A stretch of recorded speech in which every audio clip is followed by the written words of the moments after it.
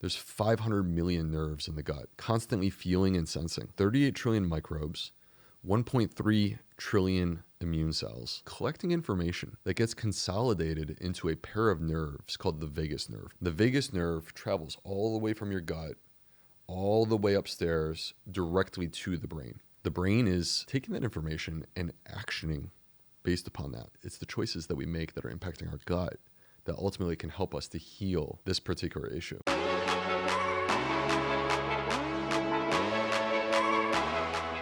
So to give a little context to this conversation, this is part of a series we're doing on the podcast where we're diving into various systems of the body. And this is spurred a little bit by our company's expansion into blood testing.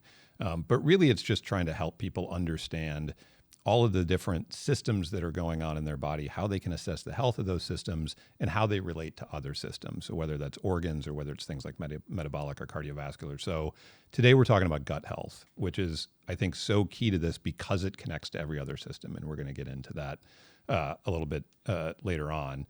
But I wanted to start, for folks who don't know you, who haven't read Fiber Fueled, maybe just a little bit of bio and background. How did you get to be a gastroenterologist and start to communicate a lot of the ideas that you communicate? This was not my plan.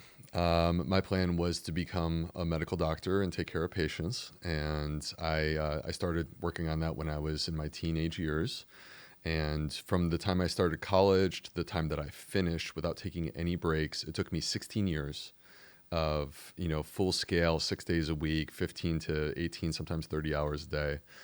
I ultimately emerged from that as a board certified internal medicine doctor, board certified gastroenterologist. I also have a background in research. So I have a master's degree in clinical investigation, and I was on a grant from the NIH.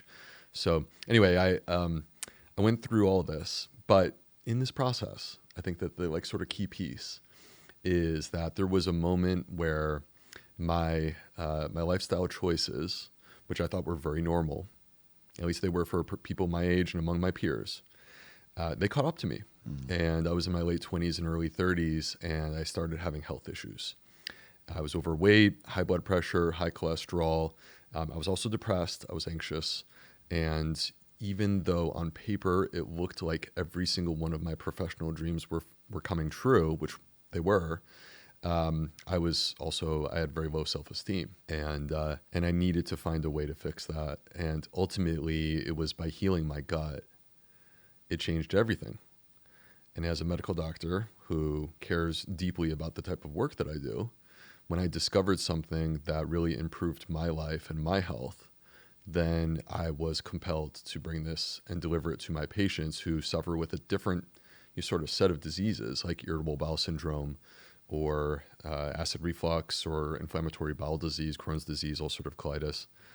So, and I witnessed them having incredible transformations, which eventually led me to a place where I said, sitting in this room one-on-one with a person in privacy, the way that you and I are right now, it's not enough for me to be this doctor in Charleston, South Carolina alone. This is not enough. I need to share what's happening here because I think there's a story that people deserve to hear, because there's an opportunity for prevention. There's an opportunity for treatment that goes beyond what we do with pills and procedures.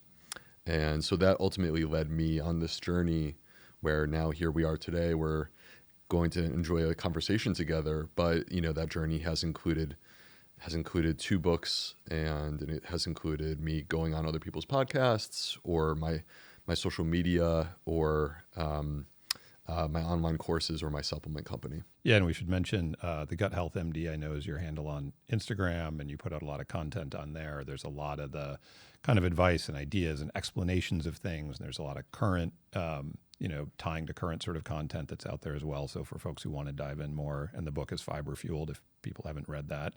I'm curious, before we move on, that you talk about this a little bit in the book, but it's so interesting, the idea that you're deep in the research and the clinical practice of gut health, essentially, but also having your own, the idea that you would be unhealthy yourself is not that surprising, given the insane demands that you go through to get to that point, right, of medical school and all of the things you were doing, master's degrees on top of it. But Tell me about that moment of connecting the dots, of going, oh, the things that I am studying, the things that I am understanding, I guess they're going on in me too. Like, when did you realize your gut health, your sort of health wasn't where it should be, or that was the kind of key to making yourself feel better? Well, I think that I could see it in the mirror and I could feel it. And so you didn't have to convince me that there was a problem. I knew that there was a problem. I was under no illusions that my health was okay, even though it was failing.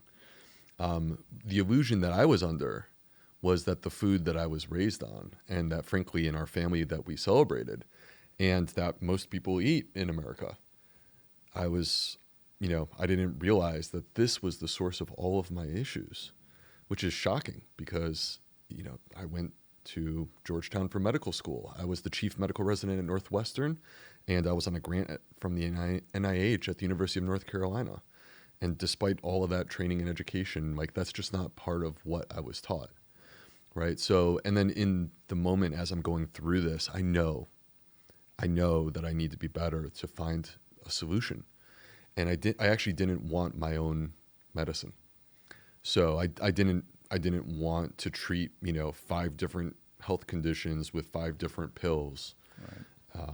So I was on my own search for a solution. And the period of time that we're talking about is me being a single male in my early 30s.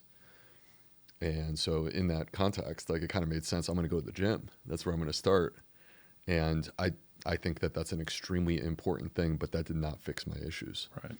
And it wasn't until I changed my diet that really things started to fall into alignment with my body.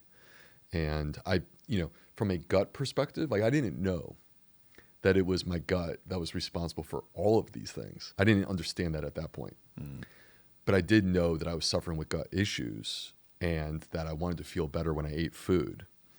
And those things definitely got better quite quickly. But over the coming years, I would see a signal starting to emerge within my field as a gastroenterologist. We were on the front lines of what now is sort of, open conversation at the dinner table, with gut health. Like, people are aware that this exists. But back, early 2010s, people were not discussing gut health at all. But in gastroenterology, there were papers coming out, and I could see those, and I was connecting the dots. My background's in nutrition. I thought I knew everything, but it wasn't until I was tracking that I had to ground truth my assumptions with what was actually happening in my real life. The only way to actually know what works is real data. Using levels has been life-changing. For one, I've learned how food individually affects me, even though I know as a physician how stress impacts your glucose levels and your cortisol levels. It was very eye-opening to see right in front of me in real data that my glucose levels go through the roof under certain forms of stress. You can see how food, stress, sleep, and exercise impact you personally to make smarter choices that improve your health. With features like AI-powered food logging, real-time blood sugar tracking, comprehensive blood testing, and personalized dietitian support, Levels gives you everything you need to optimize your health. Whether your goal is losing weight, having more energy, or choosing the right diet for you, Levels gives you the full picture of your metabolic health. Stop guessing, start knowing, check out Levels, and click the first link in the description. Now, back to the episode. Well, one of the things I really appreciated about your story, and like I said in the book, you go through it in more detail, is that it was gradual, right? That you were learning as you went, that your move to being very plant forward was gradual. And you talk about kind of experimenting with, you know, what if I eat a little bit more and a little bit more, and not, it wasn't a kind of overnight, I'm just going to become a vegan and everything got better. Yeah. I mean, I think I like to think about the gut as a muscle. Mm.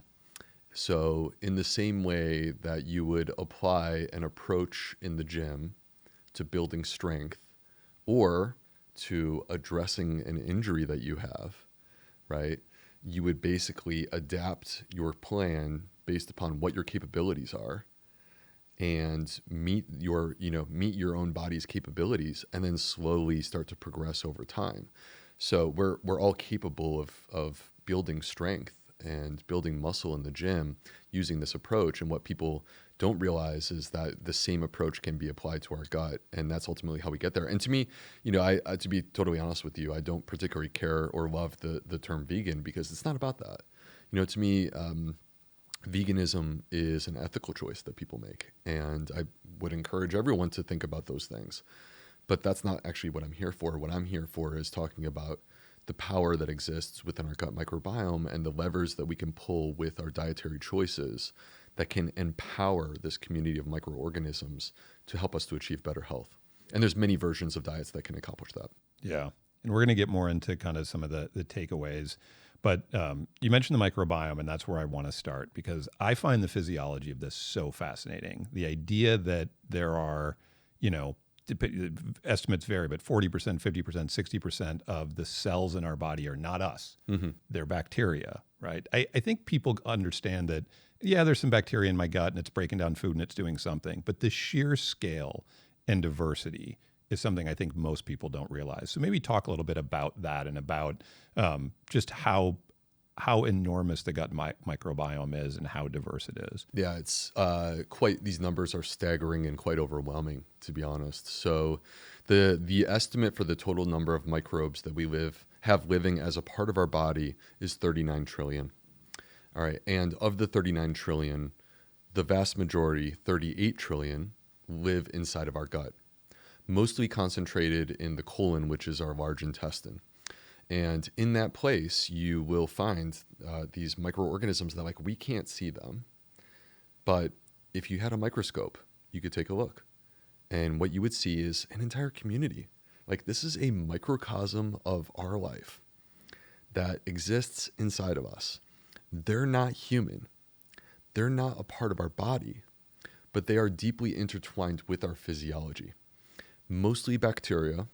By the way, when we hear bacteria, we've been conditioned to think, oh, that's bad. Right. No, this is good.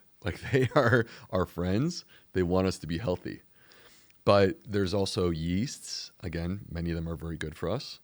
There are these things called archaea, which we think, as far as we know, this is the first life on the planet. We're the archaea. They're not bacteria. They're not yeasts. They're a little bit different. And then there may be protozoa, which are in the family of parasites. And once again, we hear parasite, you think, oh, it must be bad. Actually, some of them, for example, blastocystis, there's metabolic benefits to blastocystis, which is one of the protozoa. So this is what we're talking about, is these invisible microorganisms. And they have intertwined themselves into our physiology. So it's quite fascinating to think about that many of our systems as humans actually definitely predate us. Mm-hmm. Humans have only been around for a few million years, but I would argue that the development of, for example, our immune system started billions of years ago, and with these organisms, and ultimately it consummated in us where we have this interaction with them. So 38 trillion, by the way, just to kind of put this into perspective for people, if you were to look up to the sky on the most clear night possible and actually be able to see every single star that exists in our solar system, you would need 380 solar systems full of stars to equal 38 trillion microorganisms that live just inside your colon. Yeah, it's, as you said, the numbers are sort of staggering, and both the numbers are staggering, but also that concept of how much of what's going on in those systems is not sort of human cells, but is this ecosystem. And I think that gets at what you talk about in the rest of the physiology of sort of understanding that and then working within that context. But I'm curious, given that scale, how well do we understand in the state of the research the makeup of that 38 trillion 38 trillion creatures? Do we know all of the different types that are in there, or is it still is it like the bottom of the seafloor? There's still a lot we don't know. Yeah, I mean, it's like going into the Amazon rainforest and discovering all kinds of new species we're still discovering. Mm-hmm. So just to put this into perspective, prior to roughly 2005, we were using culture plates, which is like the old-fashioned thing where you would swab something onto this jelly, and then watch it grow to like grow bacteria. Well, the problem is that these bacteria that I'm talking about, they don't grow on culture plates. Right. So we didn't have a way to measure them. And then in 2005, it was a combination of our computers being advanced enough to handle massive data and simultaneously developing a technique that allows us to see the DNA or the RNA of these microorganisms. And so suddenly for the first time, scientists are like, oh my goodness, look at this. This is crazy. And so we're quite still in the process of sorting out what's going on there. And, you know, I would argue, like, is there this one version of a healthy gut? To date, we don't have evidence that it's like just this one thing. Mm-hmm. Instead, it seems that the gut, there's many versions of a healthy gut, and there's many versions of an unhealthy gut.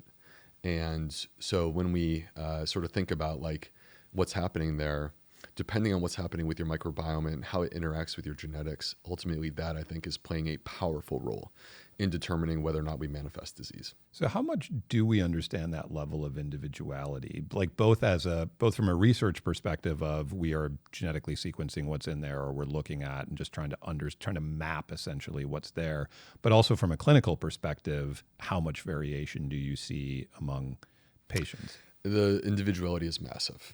So if you had an identical twin sitting next to you and you could come from the same home, you obviously have the same mother, you probably ate the same, like similar foods as a kid, you would still only share about 30% of the same microbes. So there's a massive amount of individuality that exists between us. And we think that it's like a fingerprint where, you know, out of 8 billion people on the planet, we don't think that there's actually two people who are identically the same in terms of their microbes. And I think that this sort of raises some of the things that we weren't really sure how to explain. I'll give you an example. As a medical doctor, I could prescribe a medicine, and that medicine for 9 out of 10 people could be life-changing in a positive way. Mm-hmm. But there's also that one person who has an adverse effect. And I wish that I could predict that. And because if I knew that, I would never prescribe the medicine to them, obviously.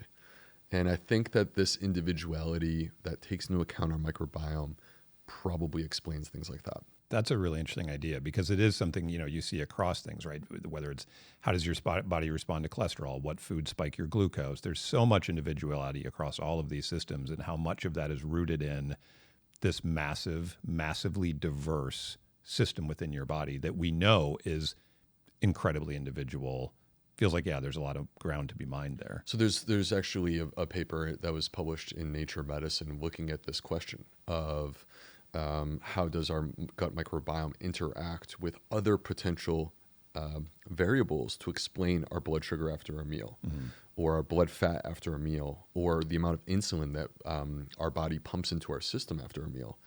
And with blood sugar, the number one predictor is the choice of food that you make. Sure. So whatever that meal is, the carbohydrate makeup and other factors are going to ultimately determine how that interacts with your body more powerfully than the microbiome itself. But your insulin response, which I think from a metabolic perspective is what people really are interested in. That's the measure of metabolic health from my perspective. Actually, your gut microbiome is one of the most powerful predictors. So if you wanted to understand how much insulin a person is going to pump out after a meal, actually looking at the gut microbiome helps to explain that. And by the way, the same is also true for our blood fat response after a meal. Interesting. How much do we know about the individuality being due to genetics versus environment or sort of external causes? Well, I think it comes back to this, concept of an identical twin, right? Which is that with an identical twin, you have exactly the same genetics. Right. And again, like you also share many common characteristics from your childhood. And yet, despite all of that, you are 70% different from one another.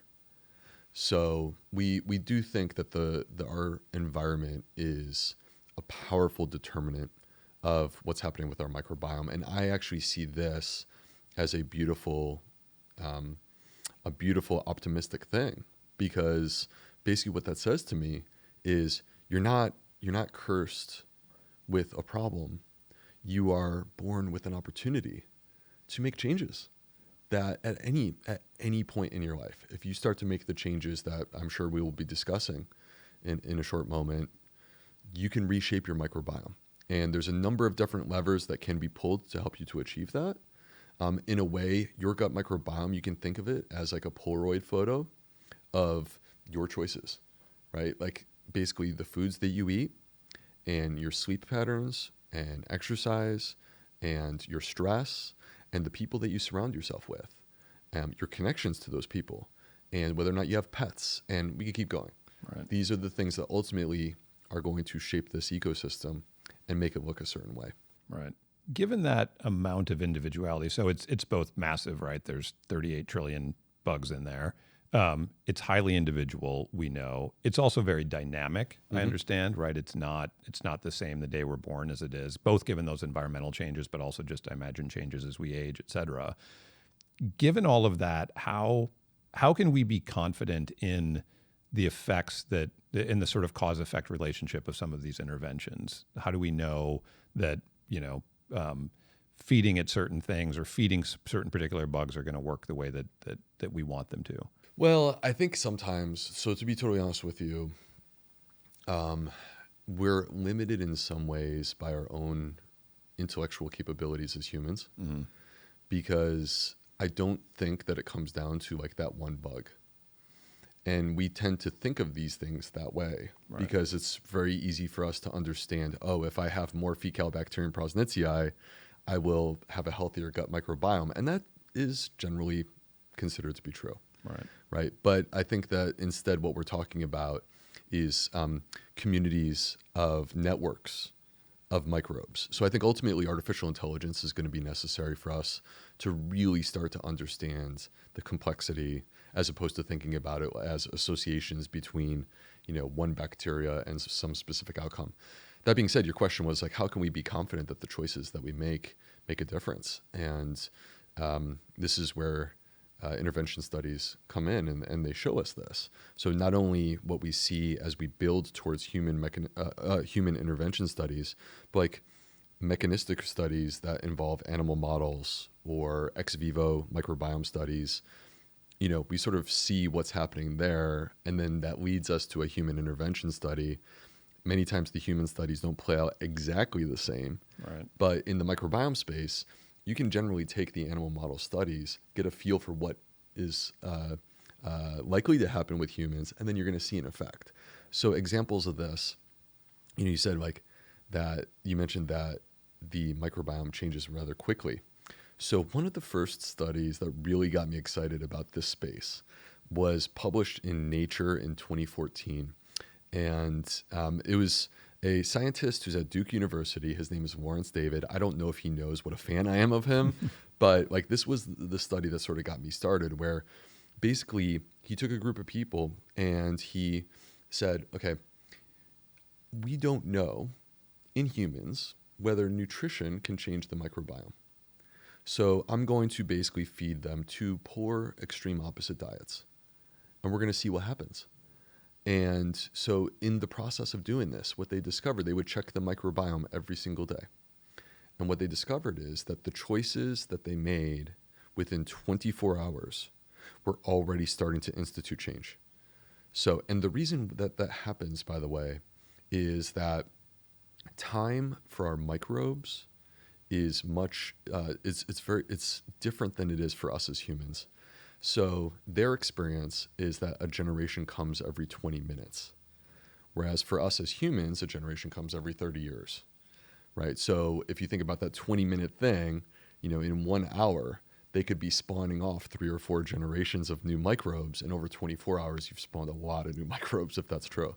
Right. And so, yeah, that's positive in the sense that you can make changes very quickly, but I imagine also then it can go back, right? If you start to change your habits, you could probably see a fall off effect pretty quickly, or if you sort of don't keep up the healthy habits. Absolutely. But that to me is no different. Once again, back to the exercise analogy, which is that you can work yourself up and get in great shape, but if you stop working out, then over time that starts to diminish. Yeah. So let's talk about some of the other systems that the gut microbiome is connected to, because I mentioned that's one of the things that I think is so key, is that it really does. And you can, now that we have a sense of the scale and what's going on, you can understand why. But maybe get into a little bit more of the physiology of how it connects to some of the other systems. So we talked about immunity and autoimmunity. How does the gut microbiome affect your immunity? Well, okay, so it starts here, which is that if you ask the question, what is home base for your immune system?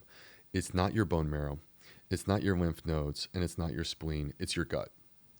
70% of your immune cells live within the lining of your gut. And what separates 38 trillion microbes from 1.3 trillion immune cells is a single layer of cells, which we call the gut epithelial barrier. So it's the gut barrier, all right? And so now that gut barrier becomes a key piece of this conversation, because with the microbes and the immune cells being neighbors like this, they're talking to one another across that gut barrier. But also, if the gut barrier breaks down, then things can sneak across that are not supposed to be crossing that gut barrier. Like it's a barrier for a reason. So if, for example, an inflammatory bacteria like E. coli sneaks across the gut barrier, your immune cells are going to intercept it. And that interception is what we call inflammation, right? So an inflammation is at the root, at the core of these health conditions that you've asked me about, autoimmune and allergic diseases. Autoimmune basically means that the immune system is turning against you. There's something within your body that the immune system has said, that's a problem, it needs to be taken out. It's confused, right? In allergic issues, the immune system is also equally confused, but the difference being that it's a response to something from outside your body that normally it should just be fine with. So it could be a food, or it could be like pet dander or whatever it might be that creates seasonal allergies. So, but ultimately what we come back to is that if you had that gut barrier intact, then the gut microbes are on one side, the immune cells are on the other side, and the immune cells are protected. And they're able to do their job without being stimulated and triggered. Mm-hmm.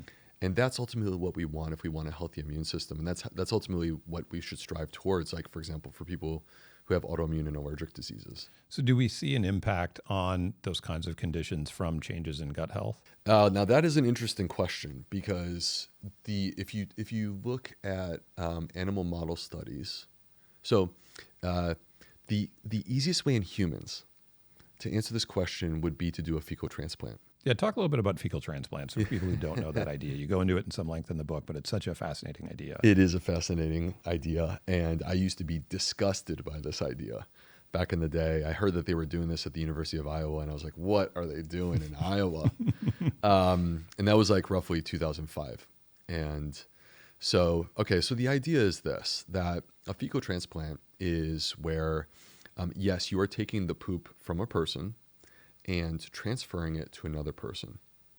By the way, for the record, this can be done, in a very sort of reasonable way where a person is asleep, they're receiving a colonoscopy, they don't even know it's happening. It's not nearly as gross as it sounds. It's not. We won't get into the details. There was a period of time where it was kind of gross. Like when I was a GI fellow in like 2010, 2011, this used to be kind of complex, but eventually we developed ways to streamline this, and it's not so bad anymore.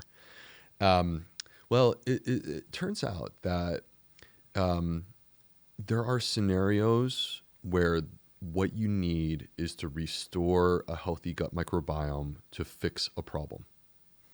An example of this is an infection called C. diff. So C. diff is a bacteria that many of us have living inside of us. And when you take antibiotics, those antibiotics, they destroy microbes, not just the bad ones. They often destroy the good ones too, disrupting the balance that exists within this ecosystem. And where you end up, the word that I would use is dysbiosis. Mm-hmm. Dysbiosis is the term that means a gut microbiome that is damaged and not capable of doing its job. So when we take antibiotics and we create this dysbiosis, it actually creates a opportunity for this nasty bacteria that is not being hurt by the antibiotic to multiply, grow, and take over. And that takeover manifests with what we call colitis, which is inflammation of the colon. People get diarrhea, around the clock, potentially blood. It's a mess. It's not fun. It can be life-threatening. And we went through a period of time where our antibiotics were not working. Like roughly 2010, 2011, our antibiotics were not working. So we needed something to save these people. And ultimately what we came to is, well, let's try this. Let's try to restore their microbiome by giving them a poop transplant. And when you do this, again, during a procedure like this, the C. diff infection, the vast majority of the time in my experience, like 90 to 95% of the time in my experience, the C. diff infection immediately gets suppressed by the healthy microbiome that you just installed, and it goes away. All right, so that works. The poop transplant works for this infection, and doctors are allowed to use this therapy in practice routinely. That's what it's there for.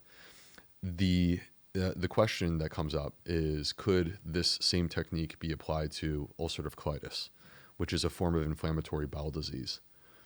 And the problem is that if I give a new microbiome, but I don't help that new microbiome to stick around, right, through food choices and other lifestyle choices, if I don't do that, then that new microbiome is going to fade away over the course of a few weeks. The ulcerative colitis is still there. Right. And so ultimately where we're at with this is that there is some promising data that you can, for example, treat some autoimmune diseases through fecal transplant.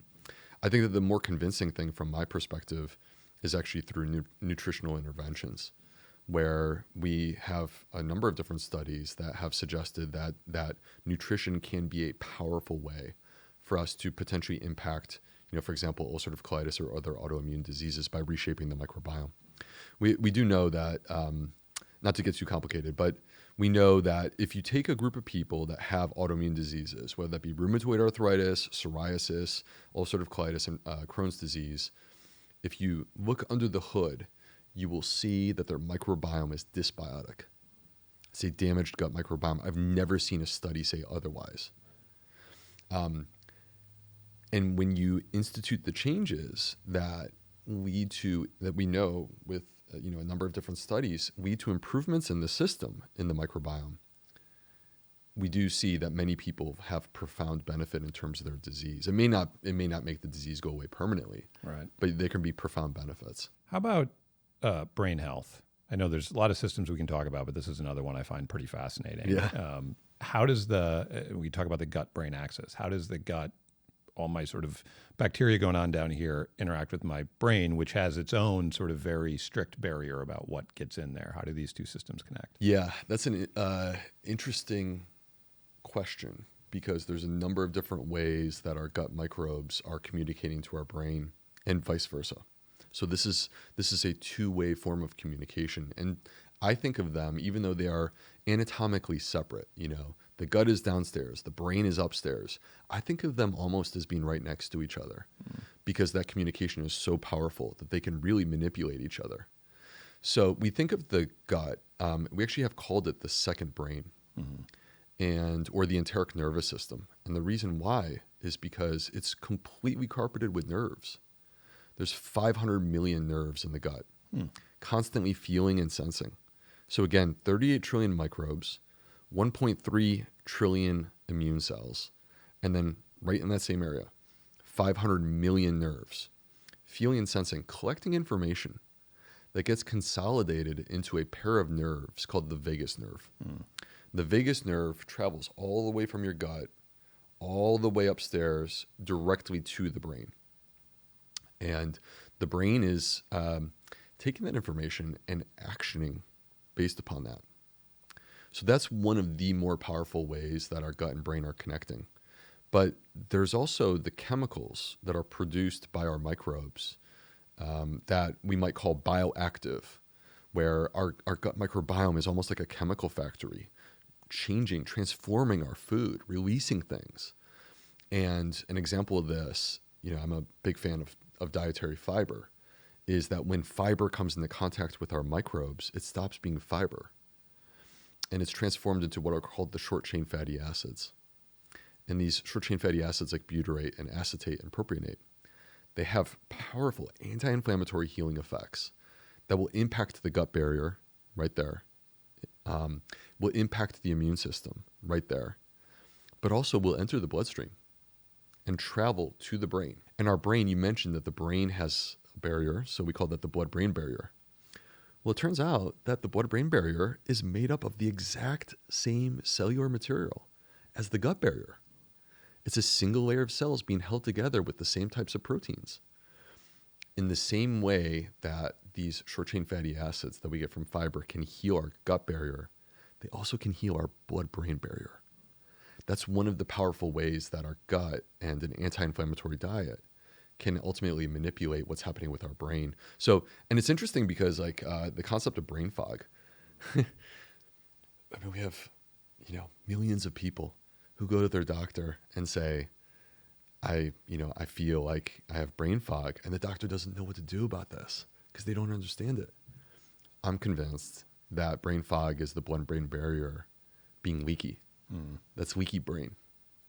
And that if we could do these things in our gut, it's the choices that we make that are impacting our gut that ultimately can help us to heal this particular issue.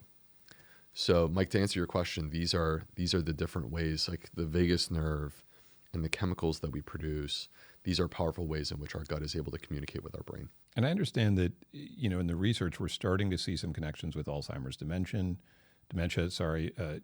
and microbiome. Yeah. We see Parkinson's. I know there's a fair amount of research going on with the microbiome, even mood to some degree. That might be. Is there anything you've seen in that space that you think is interesting or the sort of most promising? There's a few things. First of all, what you just mentioned, Alzheimer's disease, Parkinson's disease, mood disorders like major depression, there's a common tie that binds them together, which is inflammation. But the inflammation is not what's happening in your gut. It is related to your gut, but it's the inflammation that's occurring in your brain. So we call this neuroinflammation. And it's interesting to think about because there have been studies where you look at the gut, you lift up the hood and you take a look at the gut microbiome, again, separate from the brain. Within the context of these health conditions, Alzheimer's, Parkinson's, major depression, and what you see is an inflammatory microbiome. The gut microbiome is inflammatory. And when we take steps to address that, so an example of this is the SMILES trial, where Felice Jacka, who's at the Food and Mood Center in Australia, she introduced a high-plant Mediterranean diet. It was not vegan. It was a high-plant Mediterranean diet to a group of people with major depression. And what they found is over the course of a few weeks, their improvements in mood were conceptually similar to what you would expect to see with medication. Another thing that's kind of interesting, real quick, is Parkinson's disease. Because I can tell you as a gastroenterologist, and any gastroenterologist who's listening to the show right now will nod their head and agree with me, they all have constipation. Every person who has Parkinson's disease has constipation. And what's interesting is that actually there have been studies that are now emerging saying that the constipation and what's happening in the gut predates the manifestation of Parkinson's disease in the brain. So now this is not to say I don't want people to freak out. Constipation is highly prevalent in the United States. Right. It does not cause Parkinson's. And the vast majority of people who have constipation are not going to develop Parkinson's disease, nor am I saying, again, like you said, that constipation doesn't cause the Parkinson's. It's that you have this health condition that's developing, but the manifestation happens in the gut first and then in the brain second. Yeah, which is interesting. It feels like, given the complexity, and we could keep going through all these different systems, and there's interesting research in all of them, whether it's cardiovascular, metabolic, cancer. I know there's a lot of work going on. It feels to me like we're at the tip of understanding how many tentacles into your body and into these systems the microbiome has. So I'm curious what, without sort of going through all the systems, is there anything else that you're seeing in the research in the last couple of years that you're really excited about, that you think we're about to uncover some really interesting connections? Well, I think that the way that I would characterize our journey with the microbiome is 2005, we developed a new laboratory technique. We start to discover. And our initial approach is, oh my goodness, there's thousands of species in there. We just need to look at them and try to understand them. So we spent a big period of time just kind of describing what we were seeing. And now here we are, and we're starting to move into a new phase, which is manipulation. Manipulation for health outcomes. And I would describe the front line of this new approach as occurring in cancer therapy, because the new approach to treating cancer is less about poisoning the entire body so that you can also poison the tumor.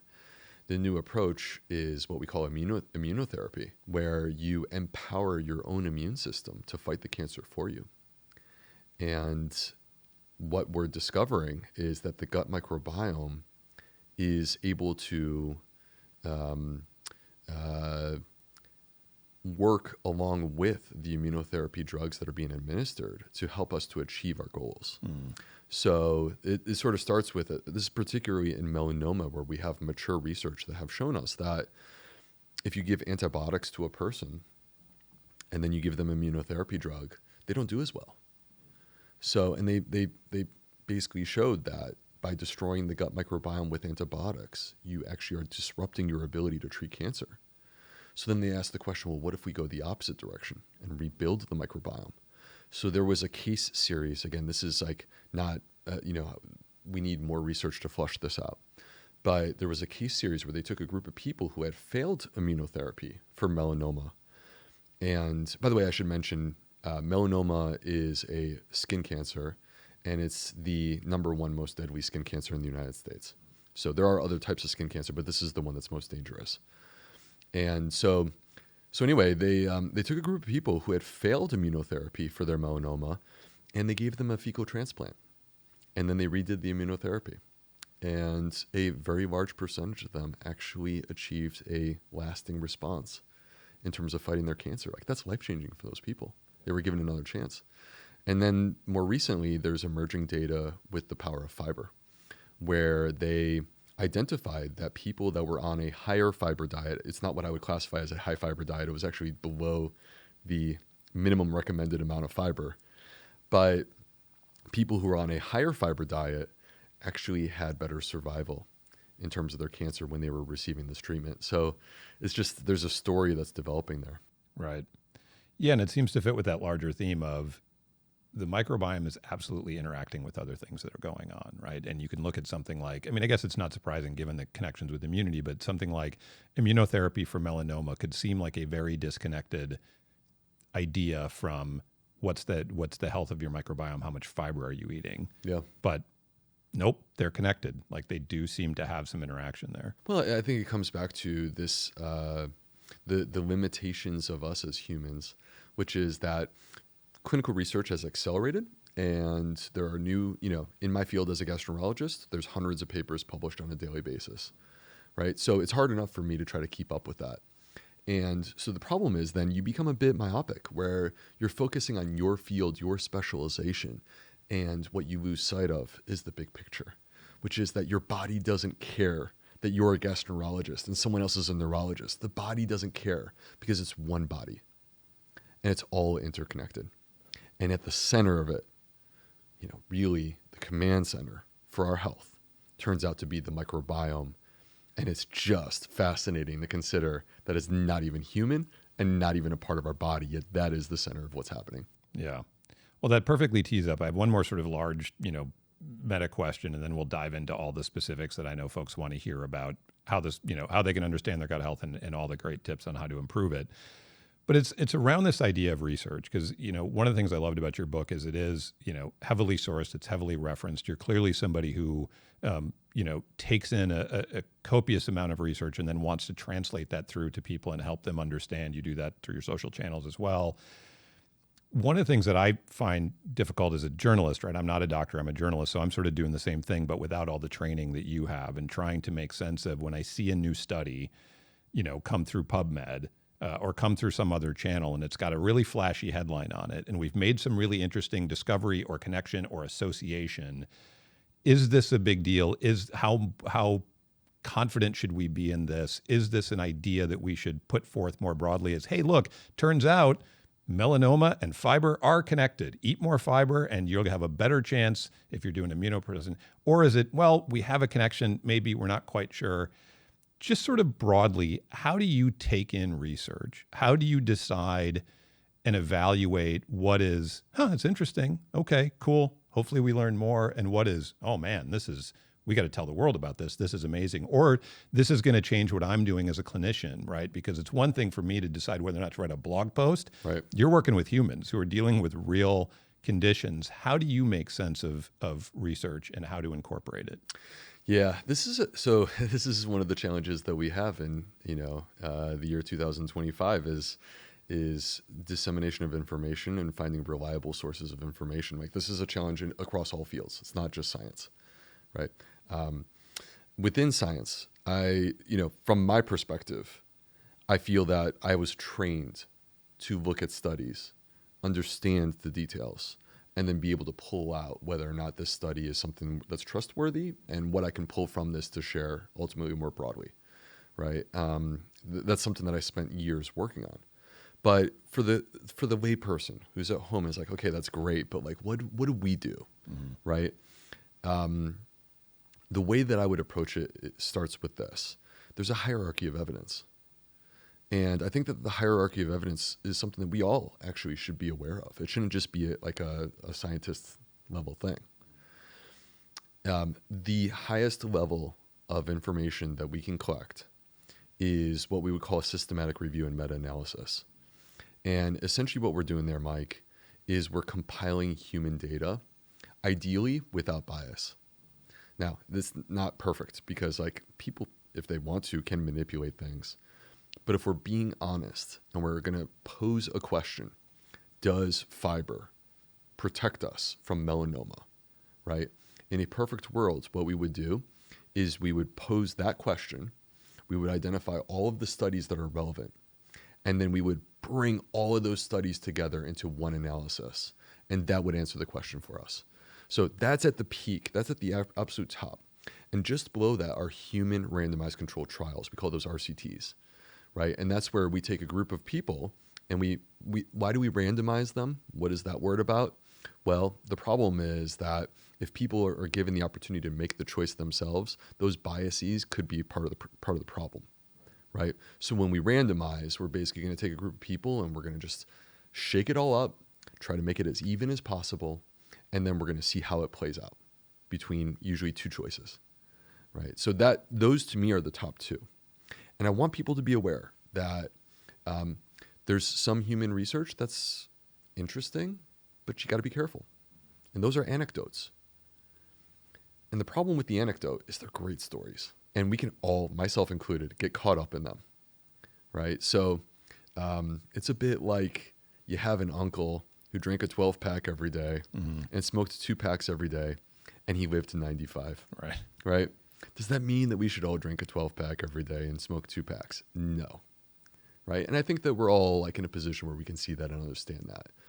But in a lot of things in medicine, in a lot of things in science, it gets a little more convoluted and challenging.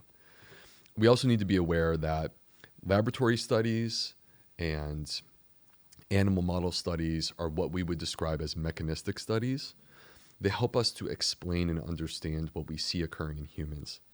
But they by themselves should not be the basis of what we do because I'm not a mouse and neither are you. And many times those studies don't actually bore out. So if you were to do that, if you were to lean into that, you would make a lot of mistakes.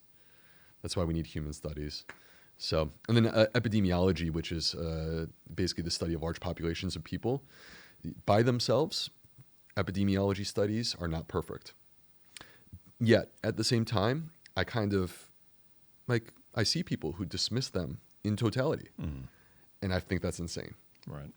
Because for latent diseases, like our top killers, heart disease and cancer, like we're not going to be able to afford to do randomized controlled trials for all of these things, right?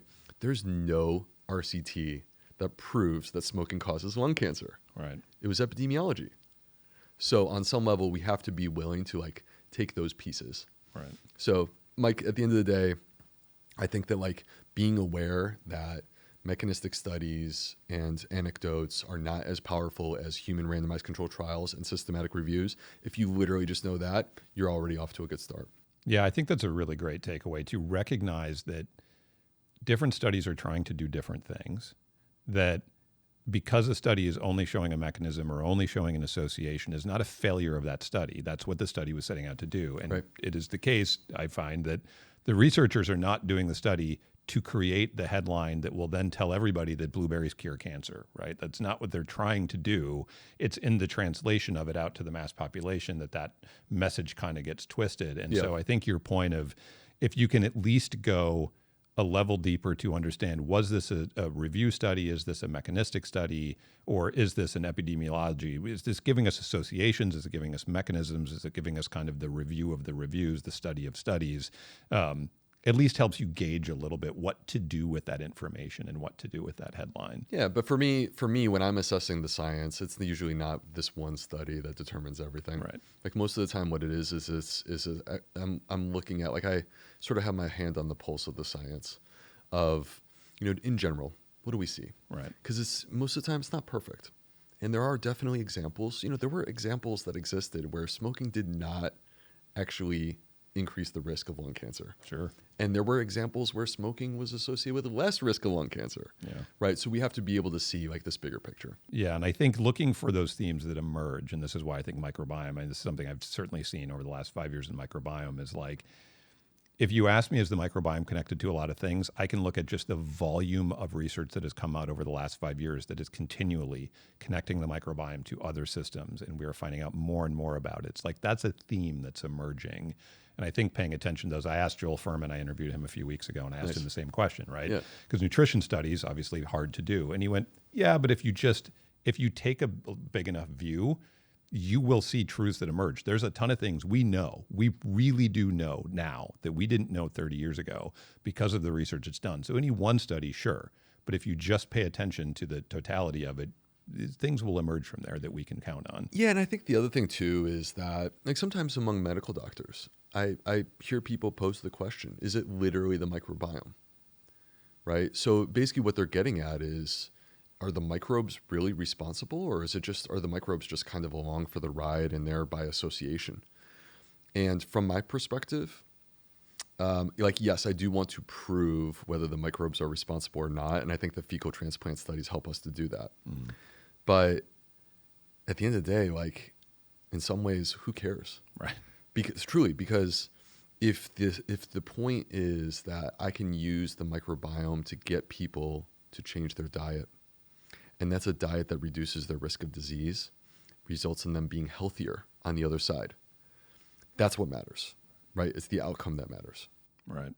Well, so let's get into some of those outcomes and some of the practical bits. Where I want to start with this is this concept of measurement or understanding, right? We've talked about some of these other systems where I've got blood markers and I can understand the health of my kidneys through a series of blood markers.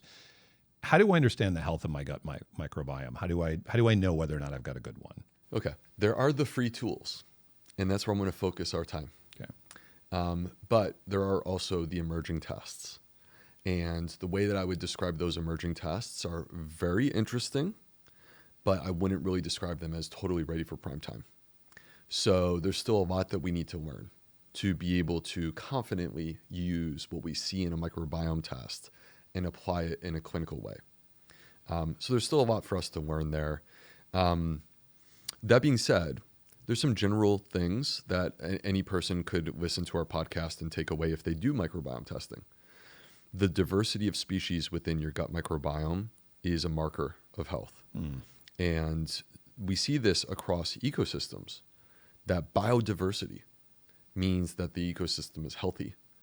And when the ecosystem is eroding and failing, we lose biodiversity. And that could be true in the Great Barrier Reef and the Amazon rainforest, and it also can be true inside of our intestines in the gut microbiome. So, and what we see is that biodiversity, the diversity of species within the gut microbiome, it starts to contract when the microbiome is not doing well. And at the same time, this is what we see in the manifestation of disease, whether that be metabolic disease, obesity, diabetes, whether that be immune disease, which could be autoimmune health conditions or other chronic inflammatory health conditions, or neurologic disease. We see that there's a loss of diversity within the gut microbiome. That's a general rule. Right. Okay. So, I mean, that's like a decent place for us to start if you were to do microbiome testing. Now, there are the free tools. And what I would say is that, like, as a gastroenterologist, this is where I would start. This is where I would start with a patient is I want to know, how do you feel? So if you said to me, I'm having a lot of bloating, I have abdominal discomfort, I can't eat food, I'm breaking out in rashes, I have brain fog, I have tremendously low energy, lots of fatigue, and yet I'm not sleeping well. You just told me a microbiome story. Right. I already know the microbiome is struggling right now because it's manifesting with these symptoms throughout your body, right? So that's number one. Like, how do you feel and what are your symptoms? Sorry, just to interrupt there. Are there symptoms in that list that you just gave that jump out at you more than others? Well, I would say the consummate microbiome symptom is bloating. So now this is not to say that any bloating indicates that your microbiome is unwell. We all get bloated once in a while, and also our food choices. If you are not someone who really eats beans and you go and have chili that has 5 different beans in it, I expect you to get bloated because what you ate was a microbiome food. Right. So, but if you have chronic bloating, if you have a chronic issue, that this is something that you wake up in the morning and you say, gosh, I hope today's a good day. I hope I don't have any bloating today. That's, to me, I already am hearing that there's an issue there. So that to me is the classic. But like, going head to toe in these different bodily systems, there's different symptoms that could manifest. So like to me, inflammation is often associated with fatigue. There's an example. So symptom checking, kind of the first thing, just how you feel and how you do and what's wrong. I think on some level, Mike, let's not lose sight of this. Yeah. Right? Because I appreciate that we have biometric data, right? And that complements all of these things.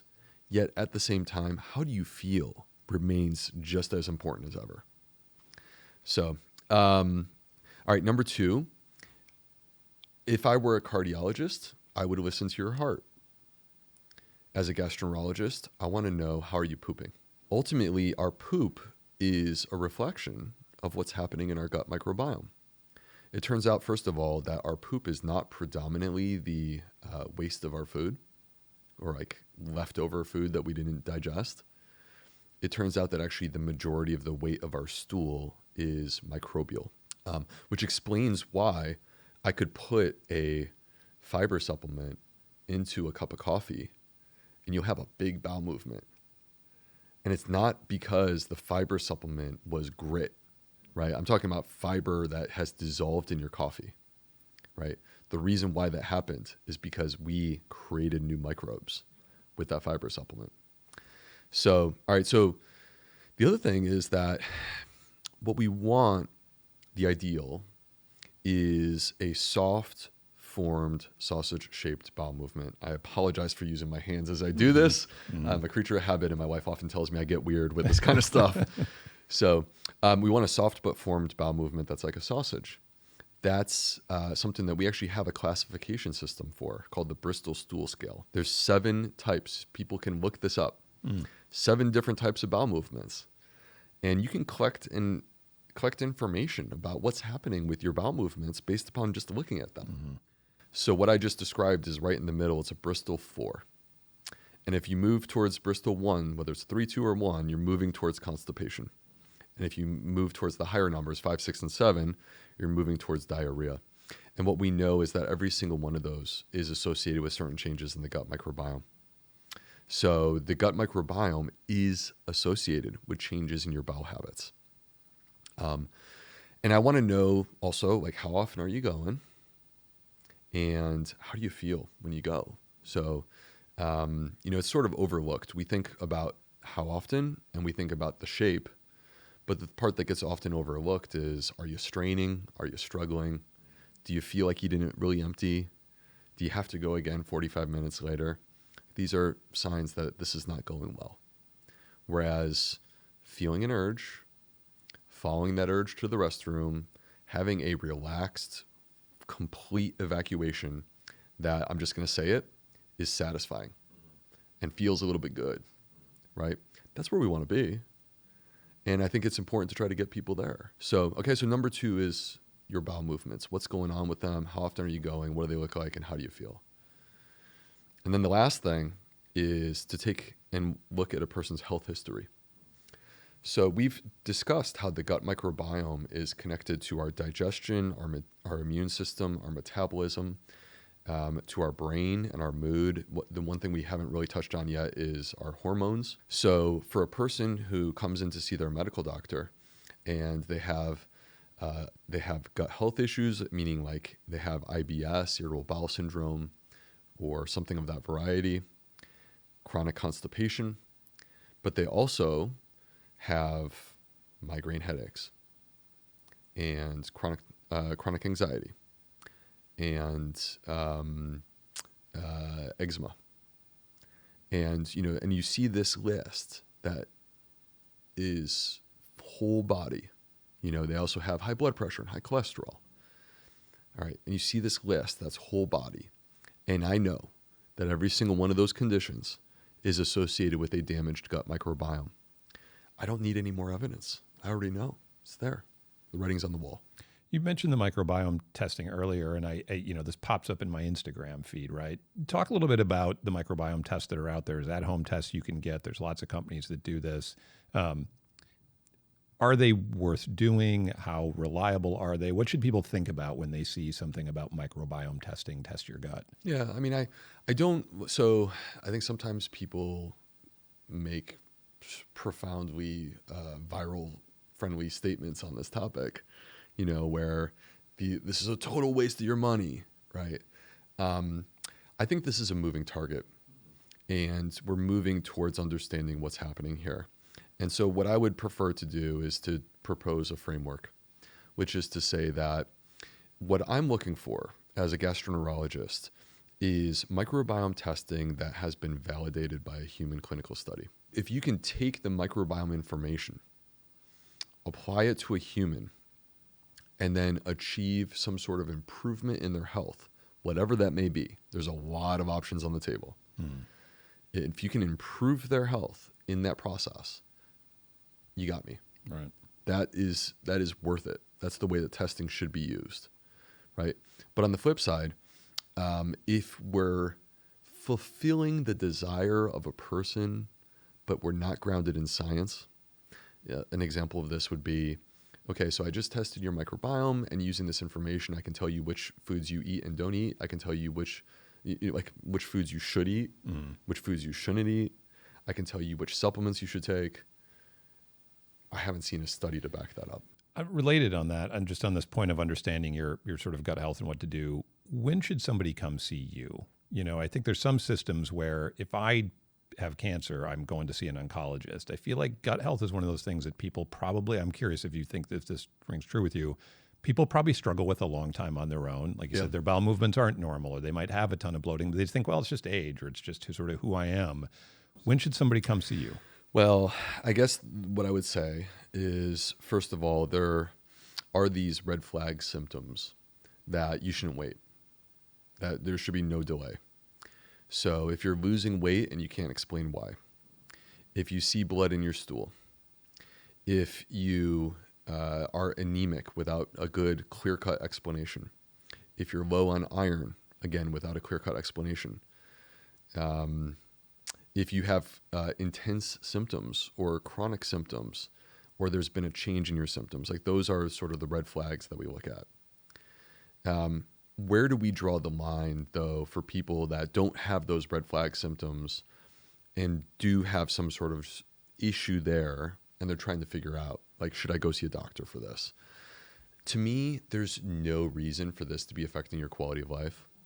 So if it is affecting your quality of life, you've crossed the line. It's time for us to get you better. And, the one thing I will say, like, many people have challenged me and said, well, when I go to and by the way, this is not to disparage anyone, but they'll say, when I go to my gastroenterologist, I'm not seeing you. They're not going to give me nutrition advice. We have to start, step one is always, what are we treating? So the value of going to see your medical doctor starts with the diagnostic process, right? This is where testing in general really comes in. This is where, for example, at-home testing, like I think there's value there because identifying problems that exist, there's value to that, right? So that's step one. What is going on? What are we treating? And then step two is how can we treat this best? And it may be that your gastroenterologist has expertise and a great handle on what are the medication options, but maybe they're not comfortable with giving you nutrition advice. And that's where you got to build a team. You know, in 2025, we're not in a place where there's this, one doctor who's going to solve all of your health issues all at once. You have to be prepared for the possibility. Your gastroenterologist, they serve their purpose. They're a part of your team, but you may also have someone else who's doing this, doing your nutrition. You may have someone else who's working with you on your physical fitness, etc. Yeah.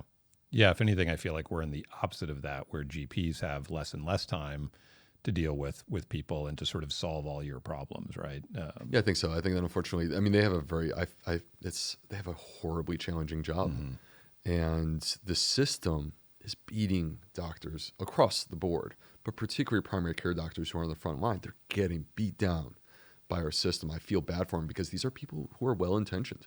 They don't go to medical school. They could have become a banker. They don't go to medical school because their focus is to go as quickly as possible. The system is forcing them to do this. Yeah. Right. But I think that at the end of the day, like the message to people at home is don't be afraid to build your team and think about it. Who are the team members that you need to be successful? Yeah, I think that's really good advice. And particularly thinking of folks like, a registered dietitian, nutritionist can be so helpful. 100%. All right, so let's get into some nutrition advice. I'm going to start with an easy one. Make the case for fiber. Okay, I think that there's a highly powerful case here, which is that first and foremost, 95% of America is deficient in fiber. And so this creates a ripe opportunity for me because if we're going to give nutrition advice, we should be addressing the things that are missing, not getting more of the stuff that we already have plenty of, right? So here's this thing that we're missing. And it turns out that this is the primary food for our gut microbiome. So if you believe what I'm saying in this podcast, if you have bought into the concept that our gut microbiome is relevant and important to our health, then you should be buying into this concept of fiber. This is food for our gut microbes. We call that prebiotic. And it plays out and proves itself because the fiber goes in our mouth, it comes into our contact with our microbes. The microbes produce short-chain fatty acids. And then what do we get on the back end?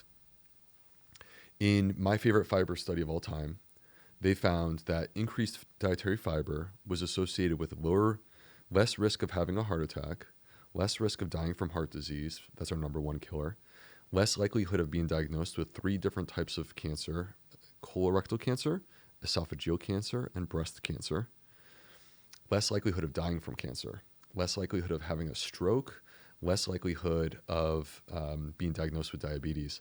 I've now, Mike, named 4 of the top 10 causes of death in America that we can reduce our risk by consuming this one nutrient that 95% of America is missing. I could go further. It will reduce the risk. We have data suggesting that it reduces our risk of Alzheimer's. We have data suggesting it reduces our risk of chronic kidney disease. So as we think about the connections between our gut and these microbes and our metabolism, diabetes, heart disease, and our immune system, Alzheimer's, and Alzheimer's was also in the brain, but our immune system and cancer, for example. As we think about these different connections that exist between the gut and these different systems within our body, you see it play out here. The fiber is able to profoundly reduce our risk of these diseases. So from my perspective, if I could, I sincerely believe this, that if I could address this one issue, and this, by the way, is not a dietary pattern issue. This is you're not getting fiber in your diet issue. If I could just address that, then I am convinced that a lot of the issues that we have from a health perspective in America would improve. And that was the argument that I made in Fiber Fueled. Yeah. So maybe draw out that connection a little bit more with, so fiber's feeding the microbes, producing SCFA, short-chain fatty acids. There's a bunch of different kinds of short-chain fatty acids. Butyrate is one maybe people might have heard of. Make that physiological connection. And what are the SCFAs doing in our body that are affecting then all of these other systems? Yeah, I mean, this could literally be a podcast on Sure. its own, right? So, but right there in your microbiome, that's where they get to work immediately. You are encouraging the growth of the fiber-producing microbes. You get more of those. Those are, by the way, the anti-inflammatory microbes. You are simultaneously suppressing the inflammatory bacteria. So E. coli, Salmonella, Shigella, you get less of those as a result of short-chain fatty acids. You're repairing and restoring the gut barrier that we talked about earlier in this episode, which is important for protecting our body. And people talk about leaky gut. You want to fix leaky gut. This is the answer, short-chain fatty acids. They interact with our immune system directly, also not just fixing the gut barrier, but by directly influencing and having an anti-inflammatory effect on our immune cells, which, by the way, may make you think, oh, wow, that sounds scary, actually, because if it's anti-inflammatory, well, what if I have an infection and I got to clear that infection? Actually, though, it's interesting. The way in which short-chain fatty acids shape our response to infection is by getting the right immune cells in the right position to clear the infection as efficiently as possible. This is the reason why there's been compelling data in the last 5 years related to COVID-19, right? And reducing our risk, whether it be through plant-based eating or whether it be through dietary fiber and its effects. Spreading out into the body, these short-chain fatty acids enter our bloodstream and they influence our metabolism. They affect our blood sugar, our insulin sensitivity. They affect the release of GLP-1, which of course is the popularized gut hormone that has been concentrated in the forms of Ozempic or Wegovy. But GLP-1 in the body, when you're working physiologically, it comes from short-chain fatty acids interacting with cells. It helps us to release peptide YY, which is another hormone that helps us to feel full.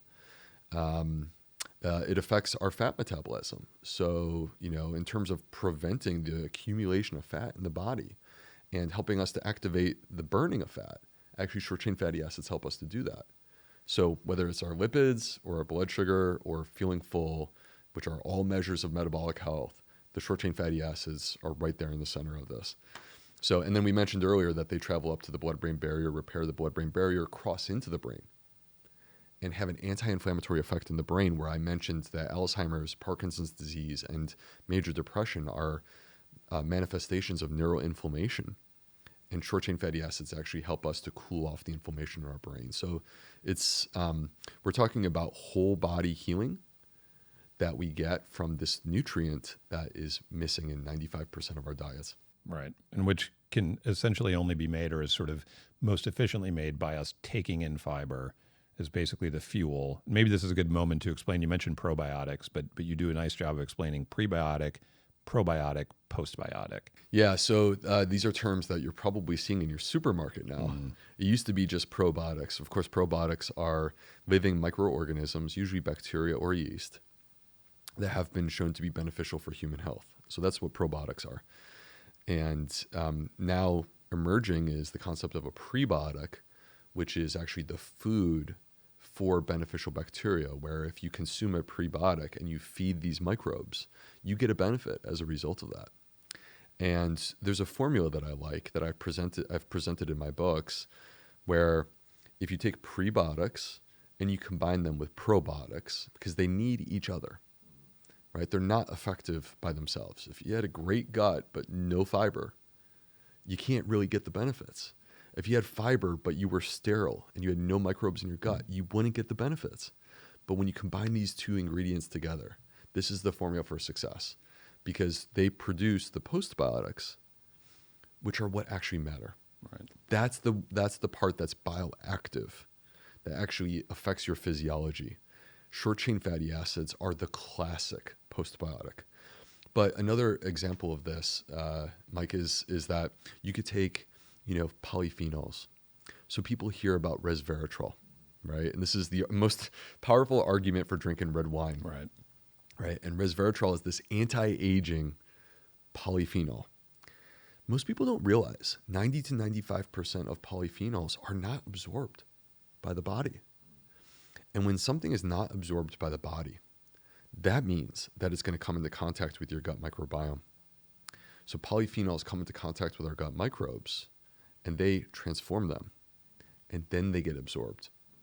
And part of the reason why resveratrol in red wine is probably so good for us is that actually the fermentation process is microbes outside of our body preparing the resveratrol in a way for us in the same way that our gut microbes would. Oh, interesting. Yeah. Okay, so I'm convinced on fiber. Thank you. Talk about the different kinds of fiber. People have probably heard soluble and insoluble, but one of the things you talk about in the book is there's lots of different kinds of fiber. Fiber is perhaps the most biochemically complex nutrient out there. So because basically different plants have different forms of fiber.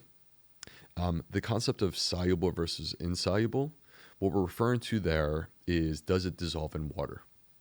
So soluble fiber will dissolve in water. When we were talking about putting a fiber supplement into your coffee, that's soluble fiber that I'm referring to there.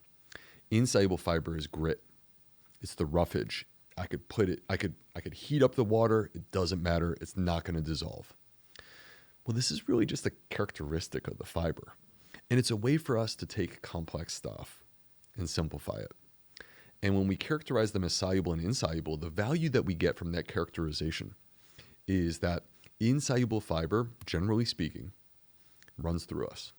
And that's the classic model of fiber that we heard about when we were kids, is like it just goes through you, you poop out the other end. That's insoluble fiber.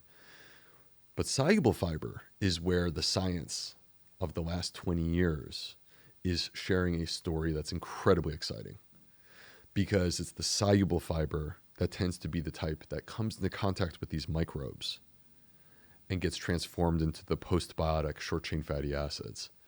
So now, many people will hear this and go, oh, well, then it sounds like I need soluble fiber and I don't need insoluble fiber. It doesn't need to be that complicated. It's actually quite simple. Fiber is found in plants. All plants, fruits, vegetables, whole grains, seeds, nuts, legumes, every single one of them has fiber. And every single one of them, it's going to have a mix of many different types of fibers that include both soluble and insoluble. And we want the different types of fiber that come from different types of plants, because much like protein, where the protein in a fish is not the same as the protein in a cow, is not the same as the protein in a bean, right? We want a mix of different types of fiber, because that's how we feed many families of microbes. And that leads to a diverse microbiome. And so the way that we approach this is by focusing on variety in our diet. So we've spent this time talking about grams of fiber, but I'm actually here in this moment to say, to me, it's not actually about grams of fiber.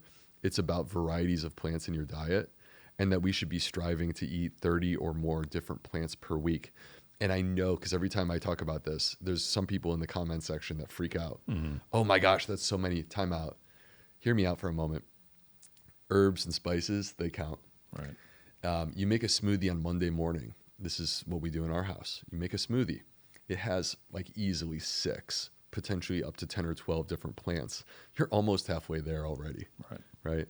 And every single time you sit down to have a meal, you have an opportunity to just have this concept cross your mind. And it forces you to get outside of the routine and look at, what can I add, right? It's about addition.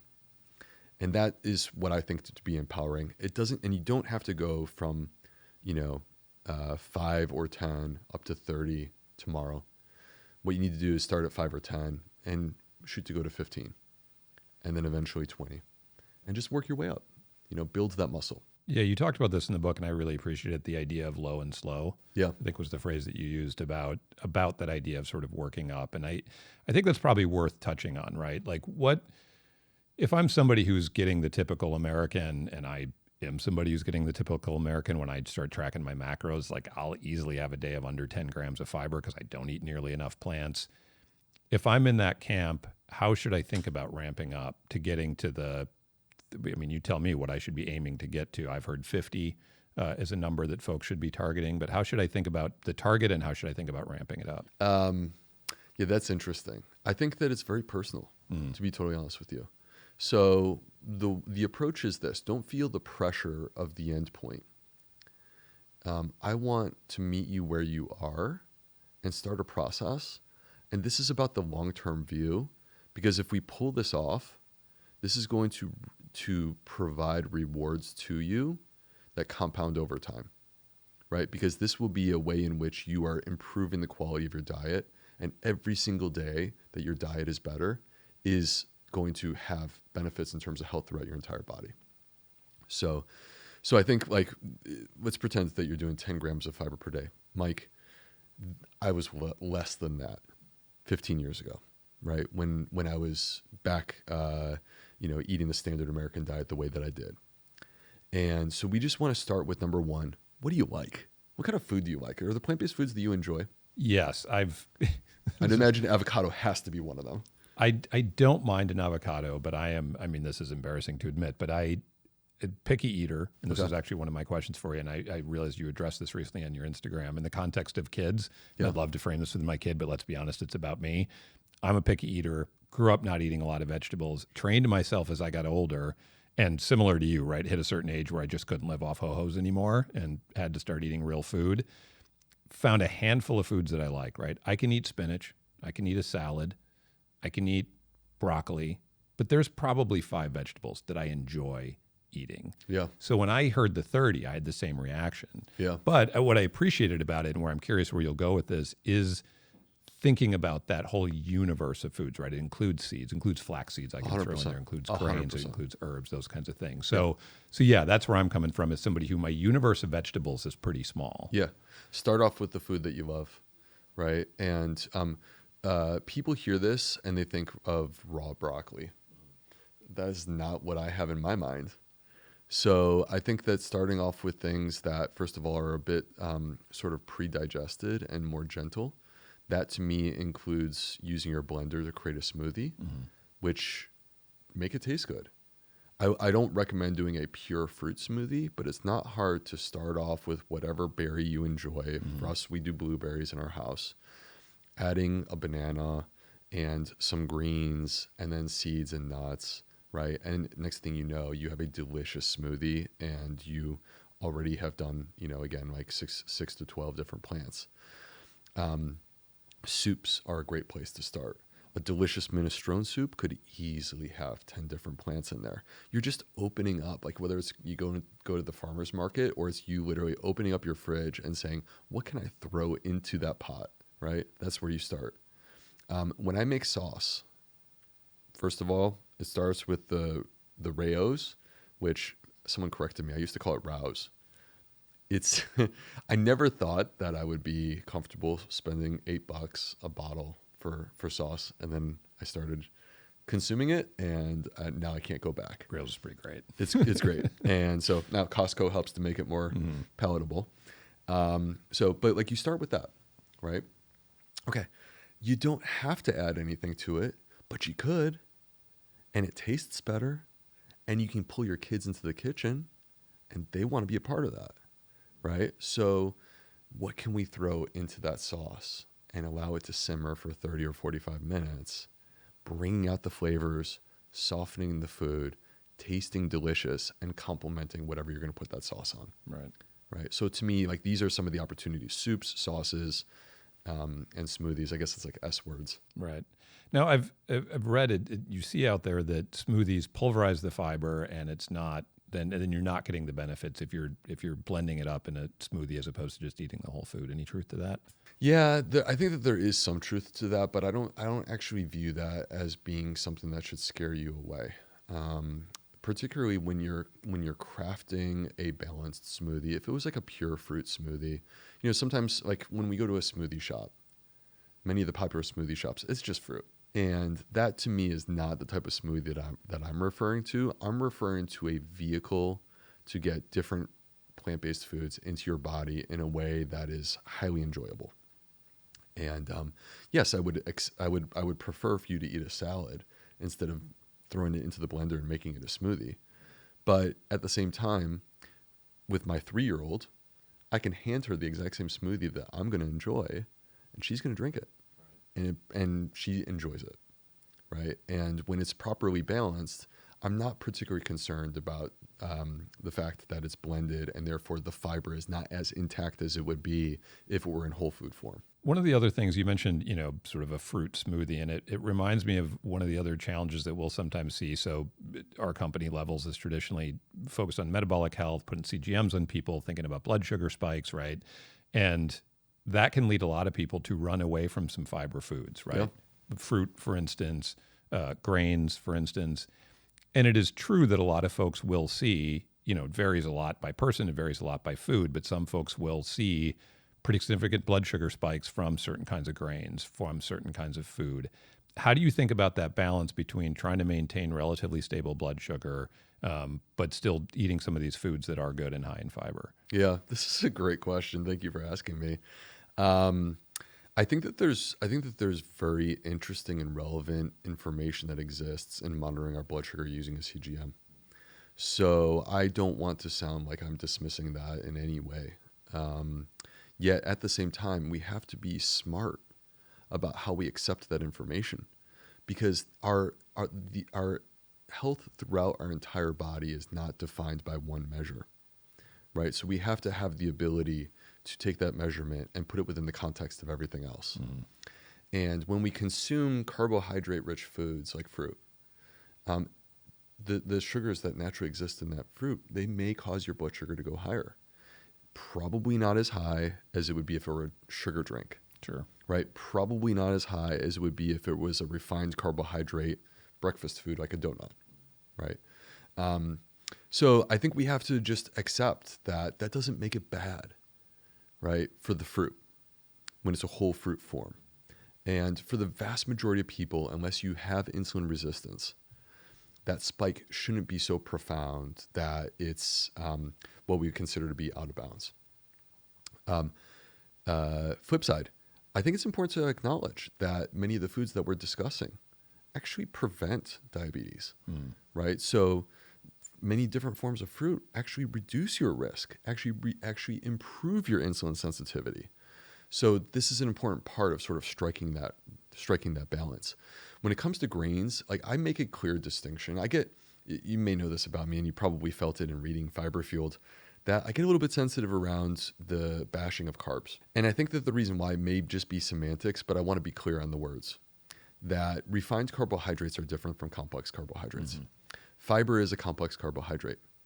Resistant starches, which feed and fuel our gut microbes, conceptually in the same way that fiber does, are complex carbohydrates. We want those. We don't want to deprive our body of those. Refined carbohydrates, where you are milling a grain, is a very different thing. All right. Right? And from my perspective, we don't have a need for those. Now, I'm open to fermented sourdough bread being consumed on occasion. Like, I don't have bread more than probably 1 to 3 times a week total. And like sandwiches aren't a big part of my life, right? So in general, I think it's important for people to understand, like, separating the refined carbohydrates from complex carbohydrates is important. Whole grains are different from refined grains. I think that's a great message, and something we, because we're the folks giving people this data, we find ourselves having to also then give this message of don't freak out about every spike. Yeah. Blood sugar curve is not the only thing that matters.